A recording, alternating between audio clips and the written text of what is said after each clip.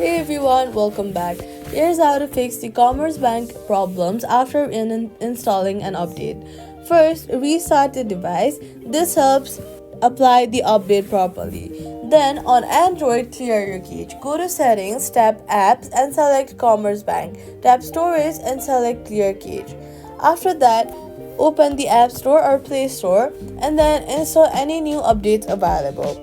Then, go to your Settings app and then search for general or go to general, then iPhone storage. After that, tap software and install updates. Then long press on the Commerzbank app, remove app, then delete the app. After deleting it, go to the app store, search for Commerzbank app and reinstall it, and then log in again. Always keep your app and phone up to date. That's how to fix the Commerzbank app after update issues. Subscribe for more helpful